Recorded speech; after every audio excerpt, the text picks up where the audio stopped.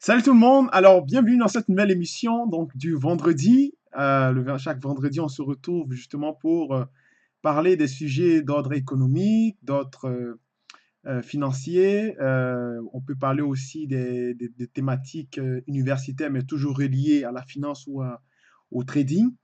Et aujourd'hui, je vais donc discuter, je vais donc évoquer en fait euh, une discussion, ou je dirais une causerie que j'ai eu avec un ami qui s'appelle Rachid Benguedous, qui a été étudiant dans dans la formation.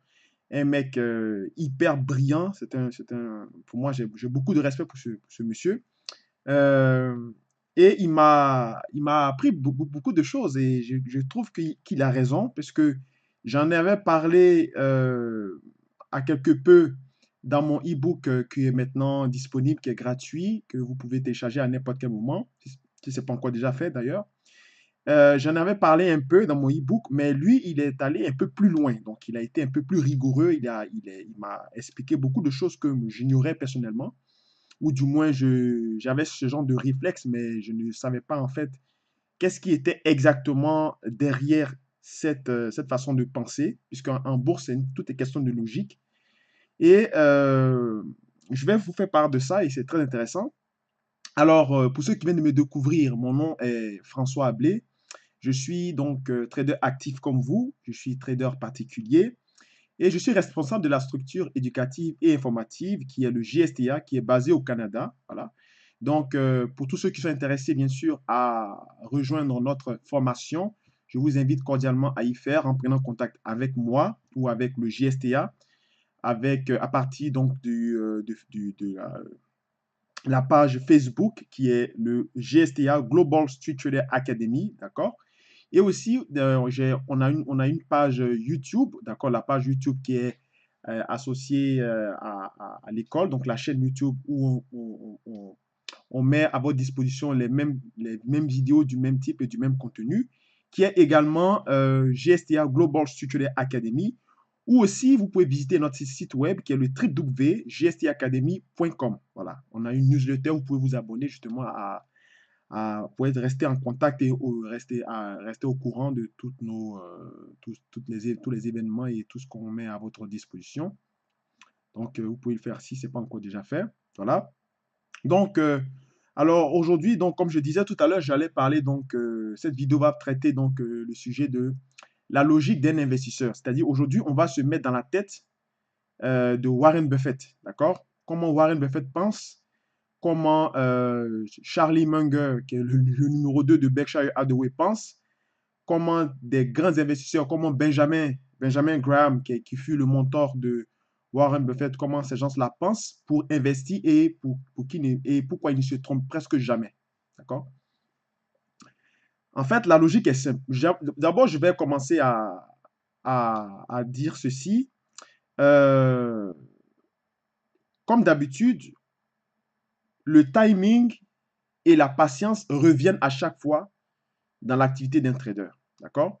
Comme évidemment, si vous avez, même si vous avez une bonne stratégie, même si vous avez, je vais dire, vous êtes un bon analyste, vous êtes un très bon calculateur, vous êtes un bon macroéconomiste, et même si vous avez toutes les qualités qui sont autour de la question du trading et que vous avez un mauvais timing, une mauvaise gestion de votre portefeuille ou de votre argent, vous finirez toujours par perdre en bourse.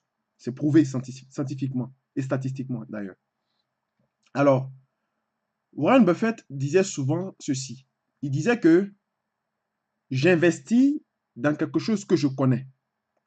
J'investis dans quelque chose que je comprends et je cherche toujours des actifs qui sont intrinsèquement euh, importants, donc intrinsèquement qui ont du potentiel, mais qui sont sous-évalués. D'accord? Parce que lui, il mise sur la croissance future. C'est-à-dire quoi? Il part du principe que chaque actif, si un actif est sous-évalué et que sa valeur intrinsèque, ou bien si un actif est intrinsèquement fort ou bien a un fort potentiel et qu'il est sous-évalué, il considère que c'est l'opportunité du siècle, c'est le coût du siècle, c'est la valeur sur laquelle il faut investir. Et depuis 1900, je crois 1965, 1966, qu'il a commencé vraiment à investir, à faire de gros investissements, il ne s'est presque pas trompé jusqu'à aujourd'hui. Donc ça fait presque 50 ans, 60 ans qu'il investit et il est aujourd'hui, il est considéré comme le plus grand investisseur de notre ère contemporaine. Sa logique est pourtant simple, mais elle est incomprise par des investisseurs. Et c'est ce qu'on va essayer de voir tout à l'heure. Grâce à mon ami Rachid Benguedouz, qui lui est en fait est psychologue de formation, et il s'intéresse justement à des questions de finances comportementales. Et c'est lui qui m'a donc permis de pouvoir comprendre un tel raisonnement. Voilà pourquoi je le mets à votre disposition. Voilà. En fait, vous savez souvent que en bourse, certaines personnes, ben, la plupart des traders, en fait, se comparent à un indice de référence qu'on appelle le benchmark. D'accord? Le benchmark, c'est l'indice de référence, c'est-à-dire par exemple le S&P. Supposons par exemple que euh, moi, je suis un investisseur, vous également, vous êtes des investisseurs. Si moi je fais 18%, vous faites 19%, vous m'avez battu, n'est-ce pas? Parce que vous avez fait plus que moi. Mais si par exemple le S&P, la même année, a fait 20%, vous avez été certes plus bon que moi, mais vous avez été mauvais que l'indice de référence. C'est-à-dire que vous n'avez pas fait plus que l'indice ou bien vous n'avez pas fait la même note que la moyenne du marché. Puisque le S&P est l'indice mondial, il est considéré comme l'indice majeur. Il regroupe 500 valeurs, donc c'est l'indice que vous voyez à votre écran. Et s'il a progressé de 20%, qu'un gérant de fonds a fait 20%, c'est une performance correcte. C'est-à-dire qu'il a la moyenne. S'il a fait 18%, ça veut dire qu'il n'a pas été bon. S'il a fait plus que 20%, donc 22%, 23%, ça veut dire que c'est un très bon gérant de fonds, c'est un très bon trader. D'accord? Donc, on se compare toujours à une moyenne. C'est un peu comme à l'école. À l'école, vous avez des gens qui sont bons, vous avez des gens qui sont mauvais, évidemment. Vous avez des gens qui sont très bons, vous avez des gens qui sont très mauvais. Vous avez des gens qui sont aussi moyennement bons. D'accord? Et après l'examen, au cours d'un examen, on finit de faire les notes et on dit que la note de la classe pour cet examen en question est de 70%. D'accord? Donc, celui qui a eu 60, il s'en veut parce qu'il a eu, certes, plus haut que 50, donc moyenne mathématique, mais il a été mauvais par rapport à la note de la classe. D'accord? Donc, à chaque fois qu'il est dans cette classe, il va se considérer comme moins bon par rapport au reste des élèves, donc par rapport à la moyenne de la classe. Donc, c'est-à-dire que euh, quand il va faire le prochain examen, il va chercher à battre la moyenne générale de la classe. C'est-à-dire qu'il se compare par rapport à la moyenne, puisqu'il a eu 60 et la moyenne, c'était 70, d'accord? Par contre, celui qui a eu 80, 90, ceux qui ont eu 80, 90, se considèrent comme au-dessus de la moyenne de la classe, se considèrent comme un peu des étudiants brillants, hyper brillants, parce qu'ils ont battu la moyenne de la classe pour l'examen en question. Mais cela ne veut pas dire qu'ils sont les plus intelligents de la classe. Ça veut dire qu'ils ont fait mieux par rapport à la moyenne de la classe, par rapport au benchmark qui est à 60, d'accord? Qui était à 70, on avait dit. Bien. Si on revient maintenant dans le cadre du marché boursier, c'est-à-dire qu'en tant qu'un investisseur, un investisseur doit toujours chercher à connaître, c'est-à-dire qu'il doit évoquer ces deux termes-là. La valeur réelle de l'actif et la valeur intrinsèque, c'est-à-dire la valeur réelle, c'est-à-dire le prix actuel, le prix réel de l'actif, et sa valeur intrinsèque. Sa valeur intrinsèque, c'est quoi? Ça veut dire c'est la valeur de l'actif en question depuis son émission, depuis qu'elle a été émise sur le marché, depuis qu'elle a été créée. D'accord?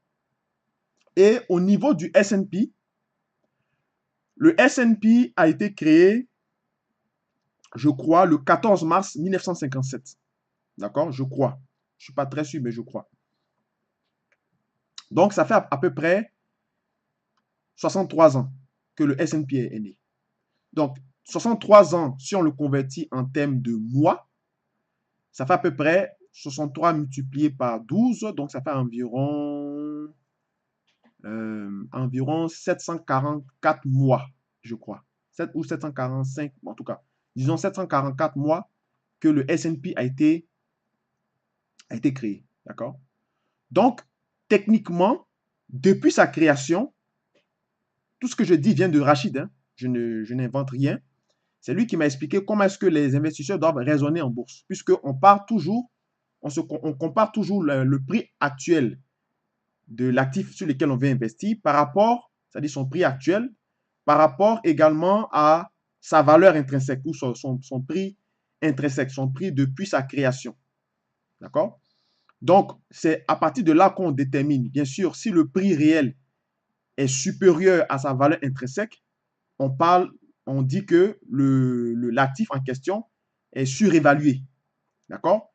Si le prix intrinsèque, d'accord, disons, est inférieur au prix actuel, ça c'est très bon. Ça veut dire que l'actif en question est sous-évalué.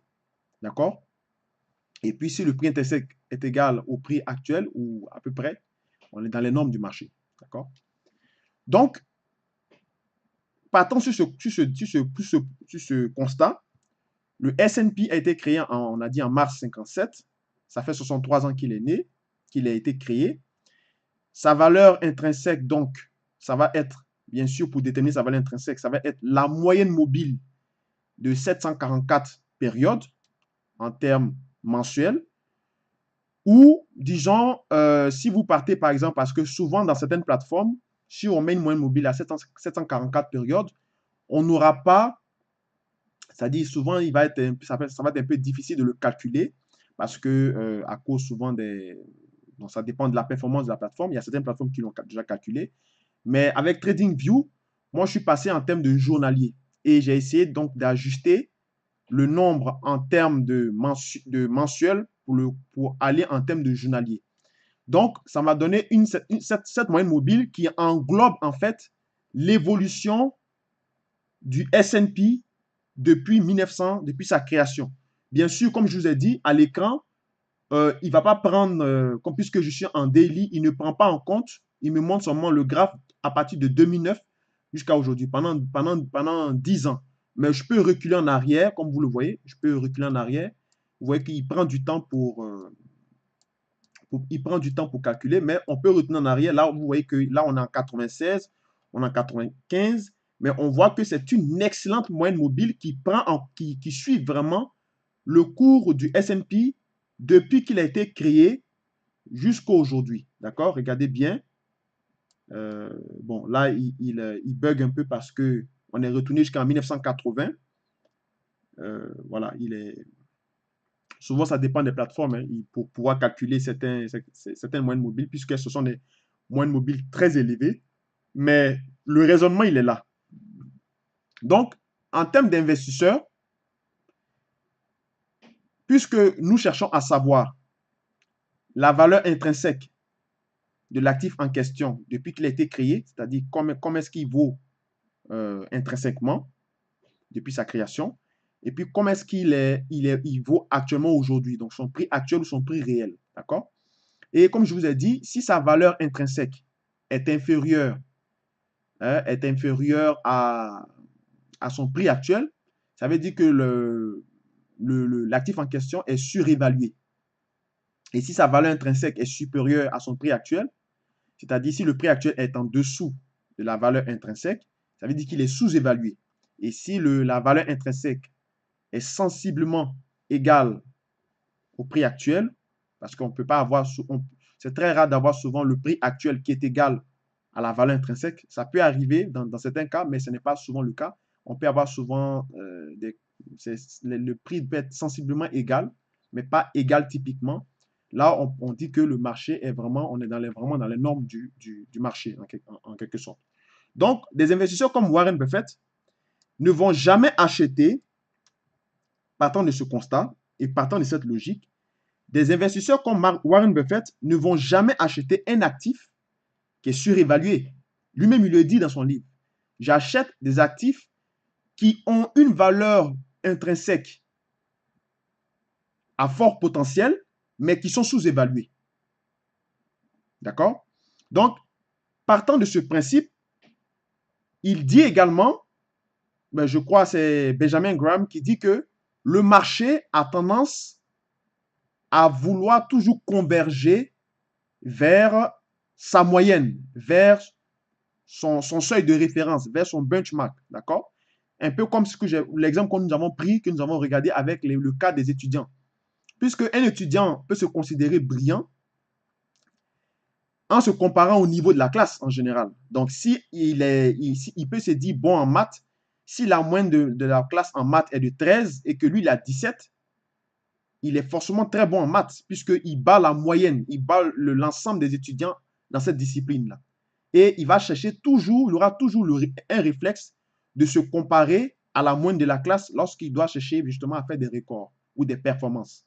Si la moyenne de la classe est de 13, qu'il a fait 14 de moyenne, il va se dire, je suis dans la moyenne de la classe. Donc, il a toujours tendance à converger, à aller se comparer à la moyenne de la classe. D'accord? Eh bien, c'est la même chose dans le cas des marchés boursiers. Le marché a toujours tendance à converger vers sa moyenne historique de prix, vers, disons, vers son indice de référence pour en fait savoir, pour en fait se décider quelle est sa vraie valeur. D'accord? Et quand on voit des actifs comme le S&P, vous avez vu, on a reculé jusqu'en 1981. Bon, c'est là-bas que justement les données sur TradingView s'arrêtent. Il y a certaines plateformes qui peuvent donner des valeurs, des données jusqu'en 1960. Ici, on s'arrête en 1980, mais ce n'est pas bien grave. La logique, elle est là. Ça veut dire que lorsque on progresse tout le long, depuis 1980, comme on a vu, aux années 2000, vous voyez qu'on est allé aux années 2000, on est parti très haut. La moyenne mobile à cette époque, quand le S&P valait en termes de prix réel en 2000, avant le choc des dot-com, le crack boursier des dot-com, le S&P valait, on va dire, 1500 points. Et à l'époque, la moyenne mobile à l'époque valait 1187, on va dire bon, 1190. Donc, on voit que le prix ou la valeur intrinsèque, donc la valeur de la moyenne mobile, était bien inférieure, d'accord, était bien inférieure à son prix actuel. Donc, le S&P a été surévalué en ce moment. Et après, quand on a eu le crack, parce que quand c'est trop surévalué, on parle bien sûr de surchauffe, d'euphorie. On a eu bien sûr le crack des valeurs boursières qui est arrivé.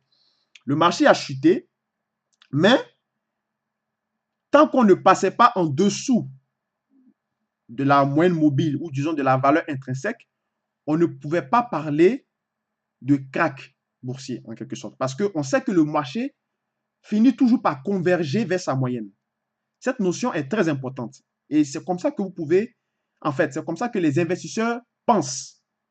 Voilà pourquoi je vais faire le lien en fait avec la vidéo passée du vendredi passé que j'ai fait où j'ai dit comment s'enrichir lors d'un crack. En fait, ça répond à la question. Pour s'enrichir lors d'un crack, c'est qu'il faut attendre que le marché converge vers sa moyenne, sa moyenne des prix, sa moyenne historique, ou alors vers sa moyenne intrinsèque des prix pour qu'il soit en fait sous-évalué, d'accord, pour essayer de payer, c'est-à-dire de payer toujours plus bas, jamais plus haut, mais toujours plus bas, afin de le laisser pour qu'il converge maintenant vers sa moyenne intrinsèque des prix historiques. C'est le raisonnement qu'il faut avoir. C'est-à-dire, lorsqu'on est surévalué, on cherche à vendre.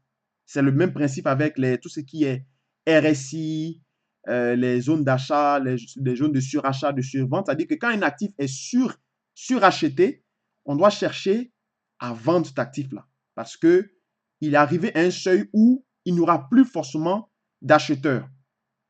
Il va chercher, bien sûr, il va chercher à tendre vers sa moyenne, à sa moyenne naturelle, on peut dire, à son niveau naturel. D'accord? Maintenant, lorsqu'on traverse sa moyenne historique, ou bien sa moyenne naturelle, ou sa valeur intrinsèque, quand on passe en dessous, étant donné qu'il valait avant plus que cette moyenne historique, et maintenant qu'on repasse en dessous de cette moyenne historique ou cette moyenne naturelle, on parle maintenant de krach boursier, c'est-à-dire qu'il est descendu plus bas que sa moyenne même naturelle. Donc c'est une crise. Voilà pourquoi c'est à partir, le krach, la chute des valeurs de dot-com a commencé en 2000. Mais on ne parlait pas de krach boursier en ce moment. On ne parlait pas encore de krach boursier. Si vous regardez un peu dans la littérature, vous verrez, on a commencé à chuter et c'est lorsqu'on est passé en dessous de sa moyenne mobile en 2001, c'est là maintenant qu'on a commencé à parler maintenant de krach ou de crise ou de récession, disons, à cause des dot-com. D'accord? Et ça aussi, ça, en fait, ça met une inquiétude, ça jette une inquiétude sur l'analyse actuellement que nous faisons de l'état de l'économie américaine. Parce que on considère actuellement que les valeurs des indices américains, notamment les valeurs des indices américains, notamment le S&P et le Dow Jones, sont considérées comme des valeurs surévaluées. Bien vrai qu'on a eu 5% de baisse récemment, le 5 février, mais on considère que l'actif en question est surévalué, d'accord? Parce qu'il est bien trop supérieur à son prix intrinsèque, à sa valeur intrinsèque, d'accord? Alors, on est passé en dessous de sa moyenne intrinsèque, sa valeur naturelle, en 2000-2002, jusqu'à même presque en 2003, on est repassé en dessous, et il est revenu retester des niveaux plus bas, c'est-à-dire qu'on est quitté de 1500 jusqu'à 800. C'est quand même fort. C'est presque la moitié de sa valeur. Pour ne pas dire même que c'est la moitié de sa valeur. On est passé de 1500 à 800. Et quand on a perdu 50%, là maintenant, on a testé 3 fois le niveau des 50%. Ça veut dire que le marché n'acceptera plus que le S&P en question descende encore plus bas. C'est-à-dire qu'il n'acceptera plus qu'il perde encore plus de 50% de sa valeur. C'est en ce moment-là que des investisseurs brillants se sont positionnés à l'achat et jusqu'à aujourd'hui, ils n'ont jamais eu tort. D'accord? Ils se sont positionnés là, ils ont acheté et on a eu une reprise et on est remonté pour faire encore un nouveau plus haut encore jusqu'à 1560 points en 2007. C'est toujours comme ça, vous comprenez? Donc, on est arrivé en 2007 et la débâcle du marché financier a commencé en 2007. On le voit bien ici. Si vous regardez en bas de l'écran, quand je mets mon curseur ici, on voit bien que ça a commencé le 2 octobre 2017. On le voit ici en bas. Si vous regardez en bas ici, vous allez voir. Si je me mets là, le curseur monte le 2 octobre 2017. 2007, pardon. 2 octobre 2007. C'est là que les marchés ont commencé à baisser, le S&P. En ce moment, on ne parlait pas encore de krach. Pourtant, d'ici de 1500 points en termes de valeur du S&P jusqu'à 1300, on a perdu quand même une correction d'ordre d'environ 250 points, 270 points. OK? Malgré ça, on ne parlait pas encore de crise financière, de krach boursier. D'accord? Alors qu'on a perdu quand même 200 points. Il ne faut pas oublier que les valeurs du S&P, c'est 500 valeurs. Donc, si on perd 200 points, ça veut dire qu'en moyenne, chaque actif ou chaque action cotée dans le S&P a perdu en moyenne 200 points. C'est beaucoup. Pour ne pas dire que c'est trop. D'accord? C'est beaucoup. 500 valeurs qui perdent 200 points, c'est beaucoup. Et on a perdu 200 points de là jusqu'à là. Malgré ça, on ne parlait pas encore de crise financière. C'est lorsqu'on a cassé la moyenne mobile qui valait en ce moment, donc le prix intrinsèque a été cassé en ce moment à 1330, 1326. Quand on est allé plus bas que ça, c'est là qu'à partir de août 2008, on a commencé à parler maintenant de crise financière, de récession économique, patati et patata. D'accord? Sinon, au départ, les économistes ne voulaient pas, je me rappelle bien, puisque c'est en cette date que j'ai commencé ma licence en économie. Et il y a beaucoup d'économistes qui ne voulaient pas qu'on parlait de crise financière. Ils voulaient qu'on parle de retractement, de correction et tout ça. Et c'est en été 2008, on est passé vraiment en dessous du marché, en dessous du prix naturel du marché du S&P. là qu'ils ont commencé à dire que oui, nous sommes entrés en récession. Et là, vous avez vu la débâcle. On a baissé, mais je ne sais pas de combien de points. On est parti de 1560, on est descendu jusqu'à 680. Hein, de 1560, on a perdu presque 1100 points. Jusqu'à présent, c'est la crise financière qui a été la plus dramatique. Hein. On a perdu près de 60% de points de sa valeur. On est quitté de 1560 points jusqu'à 680 points. Et en 2009, voilà, donc ici, 2009, le 24 février 2009, on parlait donc bien sûr du concept de too big to fail, c'est-à-dire on ne peut pas laisser les banques s'effondrer jusqu'à un niveau. C'est-à-dire que le marché est toujours confronté à une situation.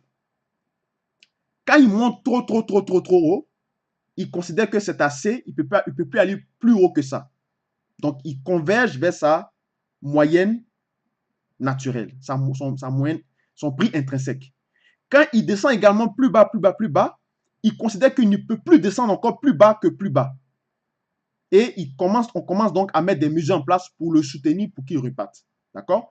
C'est à ce niveau-là que, dans cette zone ici, que des investisseurs brillants comme, par exemple, David Tepper, ont conclu que le marché, les banques n'allaient pas laisser le gouvernement américain n'allait pas laisser le marché s'effondrer plus bas que ce niveau de 680 points. Et qu'elles allaient forcément intervenir. Donc, Warren Buffett, David Tepper, Ray Dalio et toutes les clics, ils se sont mis à acheter massivement des actions de banque, des actions de transport, des actions de toutes les compagnies, c'est-à-dire des compagnies en fait, qui offrent des produits qui sont intrinsèquement, euh, qui ont un potentiel, qui ont une valeur. Tout le monde a besoin d'une assurance, tout le monde a besoin d'une banque, tout le monde a besoin de déposer son argent à la banque, tout le monde a besoin de se déplacer, donc le transport, les actions de compagnies aériennes, de compagnies également de voitures. En tout cas, toutes les actions qui intrinsèquement doivent, en fait, ont un potentiel, mais qui se sont vues également dépréciées, qui ont vu les valeurs être sous-évaluées. Toutes ces actions-là qui composent le S&P se sont vues être rachetées, stimulées par des mesures gouvernementales. Et ces gérants de fonds également sont rentrés dans cette même logique. Et on a vu après que depuis 2009, celui qui a acheté le S&P depuis 2009, il ne s'est pas encore trompé jusqu'à aujourd'hui. Puisque le S&P n'a fait que monter en ligne droite, vous le voyez à l'écran, jusqu'à aujourd'hui. On a atteint un pic aux alentours des 2900. Alors, donc, suivant cette logique, on constate que effectivement, acheter à partir de la moyenne, c'est bon, ou acheter plus bas que la moyenne, c'est très bon. D'accord? C'est la seule conclusion qu'on peut tirer de cette observation.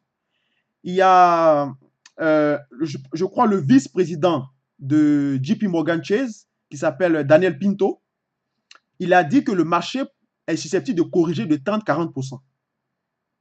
D'accord? Donc, je crois qu'il s'est appuyé sur la démonstration que je viens de vous donner. Parce que quand on lui a demandé, mais pourquoi? Il dit c'est une simple correction. Et qu'on ne parlera même pas de crise. Parce que s'il devait y avoir une crise, elle serait forcément plus violente que la crise financière qu'on a eue en 2008. Puisque en 2008, je vous rappelle, on a eu exactement une baisse de 58%. D'accord? Donc, il est en train de nous dire que s'il y a forcément une baisse, c'est-à-dire si on parle forcément, si on a une crise financière cette année ou bien l'année prochaine, l'ampleur sera encore plus grande que celle de l'année passée. Donc, une baisse de 30 à 40% n'est qu'une correction, en fait. Ce ne sera pas une crise. Et il n'est pas loin d'avoir, il n'a pas forcément tort, parce que quand on regarde la distance du prix actuel du S&P qui est à 2900 aux alentours, si on doit baisser jusqu'à sa moyenne historique ou bien sa moyenne naturelle ou bien sa valeur intrinsèque, c'est 2200. D'accord? 2200. Si je prends ici la règle, je peux prendre une règle ici, voilà. Si je prends la règle ici, je veux par exemple tracer la... Attendez, hein. Vous voyez?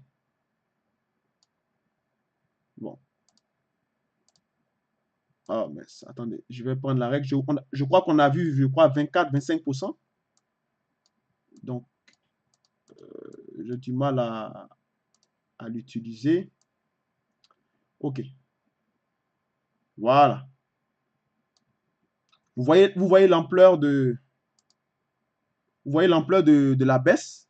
C'est ici. 24, moins 24,45%. D'accord? On va dire 25%. Donc, même si le marché baisse de 25%, on ne considérera pas qu'on est en crise financière ou bien en krach boursier.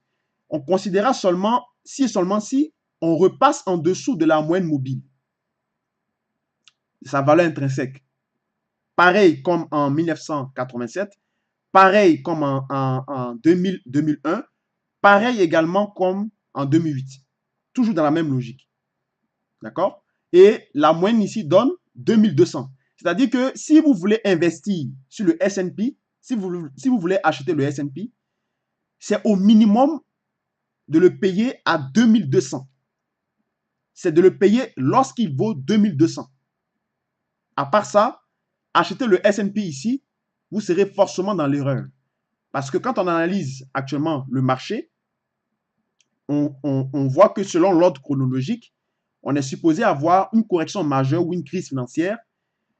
Si on prend justement dans la vidéo passée de la semaine passée, j'avais donc fait un sommaire chronologique pour établir en fait les différentes crises financières qui se sont succédées depuis 1929 jusqu'à aujourd'hui. Et le décalage, en fait, est entre 7 à 10 ans. D'accord? Et durant la dernière crise financière qui s'est déroulée, qui a commencé en 2007 et qui s'est terminée en 2009, si on prend donc un décalage de 7 à 10 ans, ça veut dire que normalement, c'est à partir de 2016 jusqu'à 2019 qu'on normalement on doit voir quelque chose qui doit se passer. D'accord? Jusque-là, rien ne s'est encore passé, à part la petite correction de 5%. Donc, c'est une petite respiration dans le fond. Mais Daniel Pinto dit qu'il peut y avoir une correction de 30 à 40%. Or, on voit ici que de la distance entre 2900 points du S&P jusqu'à la moyenne de sa valeur intrinsèque, c'est-à-dire le S&P vaut en fait, le S&P vaut 2200 points, pas plus. Le S&P vaut 2200, qui est sa valeur intrinsèque, mais actuellement, il est coté aux alentours de 2700-2800. Donc, si on suit la logique que le S&P va tendre à venir vers sa moyenne, qui est à 2200, ce serait par exemple l'opportunité pour un investisseur de le payer là, au moins. Sinon, si on casse la moyenne historique ou la moyenne naturelle ou la valeur intrinsèque du S&P qui est de 2200 points, d'accord? Parce que ça, c'est une moyenne mobile. Rappelez-vous, c'est une moyenne mobile de presque 63 ans. D'accord? Normalement, on devrait parler maintenant de crise financière ou de krach boursier ou de récession uniquement que si on casse cette moyenne mobile. Sinon, si on corrige, la valeur corrige jusqu'à venir toucher ou venir retester sa valeur intrinsèque, ce serait une opportunité de le payer. Et on ne parlera pas de crise financière, on parlera simplement de correction. Et c'est de ça que Daniel Pinto veut nous mettre en garde, qu'on n'est pas loin d'une correction majeure entre 30 à 40%. Moi, je vois de façon théorique la distance entre le marché qui est à 2900 jusqu'à la moyenne mobile qui donne à 2200, il y a une correction de 25%. D'accord? Sachant qu'on a déjà perdu 5%, donc on est en train de récupérer le 5%, on peut reperdre encore 20%. Donc, voici un peu comment est-ce qu'un investisseur doit penser, un investisseur doit réagir, d'accord, afin de pouvoir intervenir dans le marché. Donc, en ce moment, si vous devez être assez patient d'attendre que le marché vienne corriger jusqu'à ce niveau pour ensuite chercher à payer le S&P en termes d'investissement et le laisser courir encore pour les prochains 7 à 10 ans. D'accord? Donc ici, dans cette vidéo, je parle d'un raisonnement d'investisseur, c'est-à-dire en termes de Warren Buffett et de ses gérants de fonds. Pas d'un spéculateur, pas d'un trader. D'accord? Un trader, bien sûr, cherchera toujours des opportunités quand vendre, quand acheter. Mais un investisseur, s'il doit investir de l'argent sur des valeurs comme le S&P, il doit toujours avoir le réflexe de chercher à savoir quelle est sa valeur intrinsèque, quelle est sa valeur intrinsèque et quelle est sa valeur, sa valeur actuelle, sa valeur réelle. Et c'est le même cas pour toutes les valeurs. J'ai fait on a fait, Rachid et moi avions fait le même exercice sur le Bitcoin et on a vu que la valeur intrinsèque actuellement du Bitcoin est de 12 000 points. C'est-à-dire depuis sa création. Faites l'exercice chez vous. Si vous avez accès à une plateforme, vous pouvez faire le même procédé. Vous verrez que depuis sa création, depuis 2009 jusqu'à aujourd'hui, donc ça fait 10 ans, on trouve que le Bitcoin, en fait, il est surévalué, c'est sûr. Et sa valeur intrinsèque est de 12 000 points. Il vaut 12 000 points. Voilà, en fonction de cette logique-là. Donc, ça veut dire que ceux qui vont chercher à payer le Bitcoin en dessous de 12 000 points feront, je dirais presque, c'est presque évident qu'ils feront une bonne affaire. Mais celui qui va chercher à payer le Bitcoin à 12 000 points ou bien à 13 000 points, c'est risqué. D'accord? Mais si vous cherchez à payer le Bitcoin en dessous de sa valeur intrinsèque, c'est pratiquement sûr que vous ferez une bonne affaire. D'accord? Alors, je vais m'arrêter là. C'était très passionnant. Merci encore d'avoir suivi cette émission, cette petite émission sur, en fait, sur la logique des investisseurs que peut avoir, par exemple, c'est-à-dire vous, si vous cherchez à investir, par exemple, sur des ETF, sur des trackers ou bien sûr acheter des titres d'entreprise, vous devez normalement penser comme ça. Et bien sûr, quand on parle comme ça, c'est que la seule difficulté qu'il peut y avoir là-dedans, c'est qu'il faut attendre. Il faut attendre parce que on a analysé un marché en termes journaliers. Attendre que le marché quitte ici pour descendre ici, c'est plusieurs mois, plusieurs semaines, plusieurs jours. Et ça peut être, bien sûr, très pénible à attendre. Mais c'est ça aussi qui va faire de vous un champion parce que je vous ai dit que au départ, avant de commencer cette préluder mes propos dans cette émission, qu'un investisseur n'est pas nécessairement bon en analyse technique, en analyse fondamentale. Oui, ça complémente son bagage, mais vraiment, c'est le timing, donc la patience, parce que le timing et la patience vont de pair, et bien sûr son money management, comment est-ce qu'il va risquer, combien d'argent qu'il va risquer dans son investissement, c'est ça qui va lui permettre d'être rentable sur le long terme. Alors, je vous laisse donc sur cette belle pensée. Et puis, donc, voilà, regardez vous-même, faites l'exercice avec le bit comme vous verrez ce que je vous ai dit pour valider ce que je vous ai dit. Sinon, si vous devez investir, si vous avez l'intention d'être investisseur sur les différents indices majeurs, je vous recommande d'être prudent, voire même de ne pas chercher à investir parce que, comme j'ai dit dans la vidéo précédente, nous sommes dans des zones de surchauffe et normalement, on doit avoir une correction majeure. D'accord? Et jusqu'à présent, les signes ne nous trompent pas encore. Les paramètres sont là. D'accord? Donc, faites très attention. Pour un trader, ça serait plus, disons, pour un trader, pour un spéculateur comme moi, ça serait, disons, des bonnes phases où, puisque nous, les spéculateurs, nous pouvons shorter le marché. D'accord? Nous pouvons shorter, on peut payer n'importe quel moment shorter. Mais quand on est investisseur, on ne peut pas shorter. On ne fait que cumuler des valeurs. Donc, on attend toujours la meilleure opportunité, le meilleur moment pour payer cette valeur et la laisser fructifier à travers le temps. Merci encore d'avoir suivi cette émission. N'oubliez pas donc de vous abonner à cette chaîne. Si vous avez aimé, bien sûr, cette intervention, likez-la, partagez-la dans les groupes. Ça booste les audiences. Ça me fait plaisir de continuer. Et puis, ben, songez également à vous abonner à la page YouTube et puis aussi à suivre donc, le GSTA pour être au courant des prochaines publications et des émissions. Merci encore et passez une bonne journée. Au revoir.